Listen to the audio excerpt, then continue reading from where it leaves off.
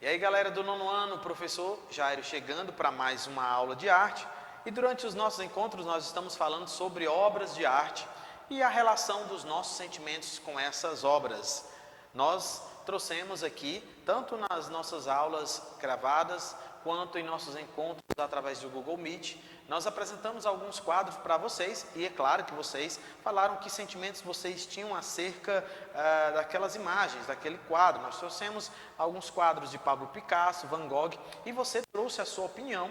E o último que nós apresentamos para vocês foi justamente a mulher chorando, né? E aí você trouxe a sua opinião sobre esse quadro. E de fato, ele é um quadro que com certeza quem olhar vai conseguir ver lamento, dor, choro no rosto dessa mulher. Então Pablo Picasso traz ali algumas ideias importantes sobre o cubismo, né? Ele apresenta justamente na sua obra, e a sua obra ela é contagiante. Cada vez que você olha para um quadro que seja desse grande artista, você vai perceber os impactos que ele traz emocionalmente em você.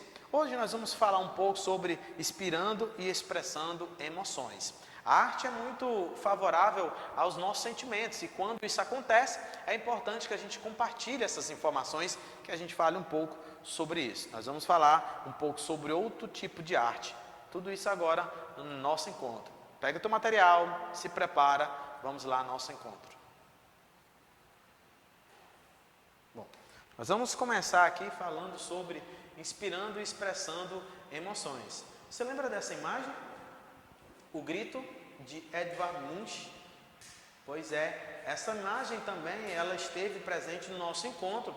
E nós falamos sobre que reações, quais são as emoções que nós temos ao observar, olhar essa imagem. Então, muitas obras de arte inspiram artistas de diferentes localidades e épocas a criarem suas obras ou mesmo releitura de obras de arte. O grito de Edvard Munch inspirou muitas recriações produzidas com diversas técnicas em diferentes contextos. Bom, o que é?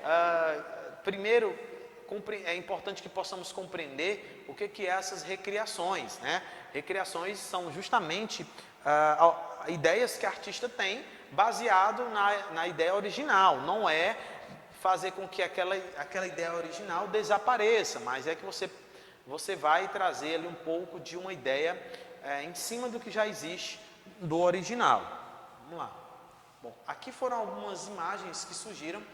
O grito do gato, muitos gritos, estilo Munch para crise financeira. Então, 3 imagens que estão dentro da proposta do artista Edvard Munch.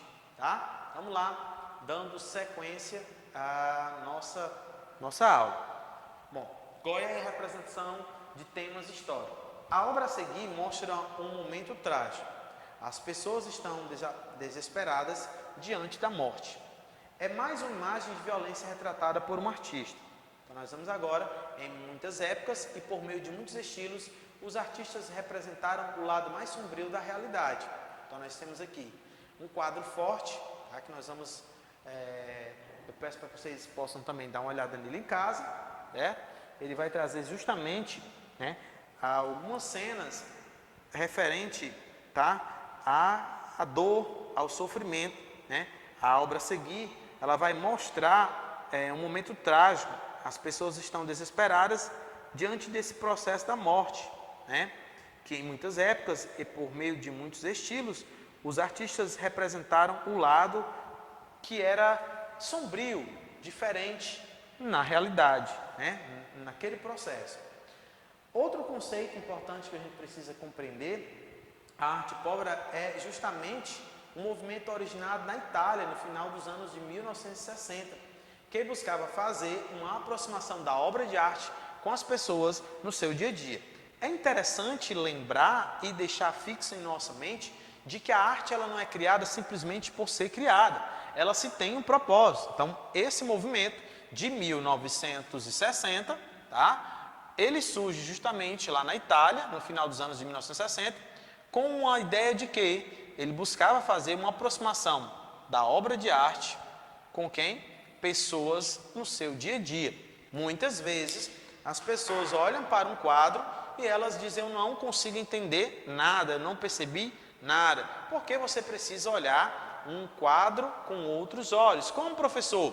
Utilizando justamente toda a sua expressão, todos os seus sentimentos, emoções que estão em você. Então, quando nós olhamos para um quadro ou para uma obra de arte, deixando que os nossos sentimentos possam falar por nós, nós vamos sim encontrar ali uma definição. Então, toda obra de arte, ela tem sim um objetivo, ela quer sim alcançar algo, né? Um público específico.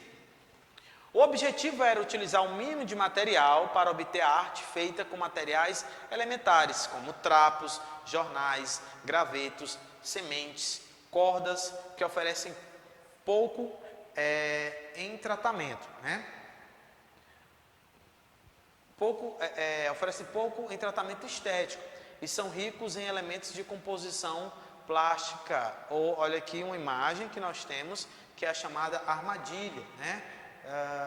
Está aqui de um artista, do Pino Pascali, tá? Aqui uma obra que faz parte desse movimento, que tinha um objetivo, mais uma vez, que era utilizar o mínimo de material para obter arte feita com materiais elementares. Quais são esses materiais elementares? Trapos, jornais, ele se utilizava de gravetos, de semente, corda, né? Que oferecem um pouco em tratamento estético. Não é tão bonito de se ver esteticamente, mas ali está justamente a expressão. Esse quadro, aliás, essa obra de arte ali, ela é de 1968 e ela chama-se Armadilha. Então você pode trazer conceitos. Por exemplo, a gente poderia trazer um conceito de que essa armadilha, ela pode estar sendo associada ao homem preso, ao capitalismo.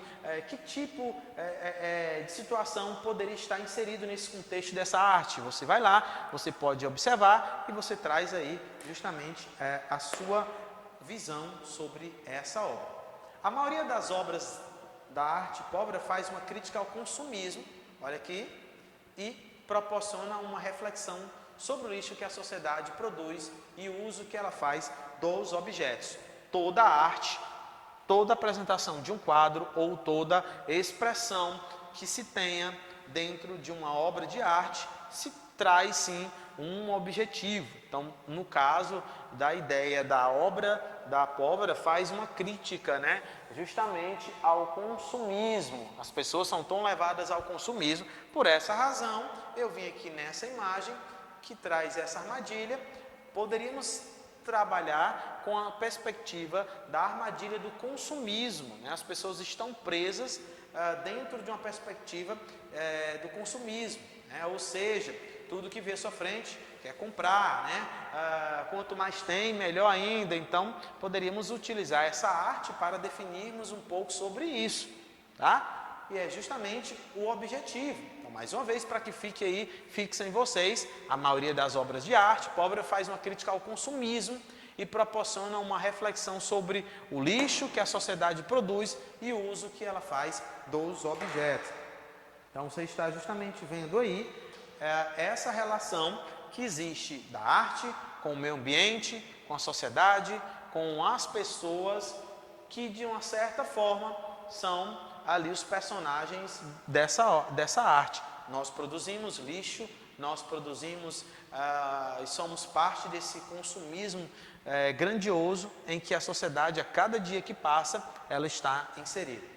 Alguns artistas italianos da arte pobre são Giovanni Anselmo, escultor, tá? Mário Meses, sua obra mais significativa foi a escultura de um iglu em pedra, e Michelangelo, escultor, pintor, autor de obra como Esfera dos Jornais, e entre outras, tá? Então você consegue perceber que ela é uma arte que se espalha, né? Você consegue ter, de fato, uma imensidão das ideias dessa arte ao longo dos anos. Então, para que fique fixo, quando você estiver estudando, pesquisando, que essa arte vai despertar justamente em nós essa ideia. Então, eu vou encerrando a minha aula, deixando fixo isso aqui para que você possa perceber a importância que a arte traz através de uma mensagem, né?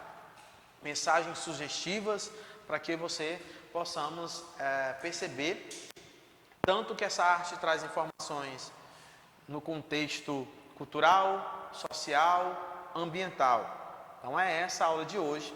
Nós falamos aqui um pouco das emoções atreladas às grandes obras de arte, os quadros pintados, a essência daquilo que está sendo colocado naquele quadro, como a cor da tinta e muitas vezes como um drama. Então nós vemos também aqui a imagem de uma realidade sombrio. Um artista pintou ali uma cena de um crime, trazendo para a realidade muitas situações que acontecem no cotidiano. E de um outro lado, nós vimos um pouco sobre essa arte, né, que ela vai misturar justamente essa ideia, né, do que a gente precisa romper com o capitalismo, ou que a gente precisa romper justamente com essa sociedade que está aí trazendo esse consumismo. Isso são ideias que são colocadas nessa perspectiva da arte. Eu vou ficando por aqui, um forte abraço, até o nosso próximo encontro.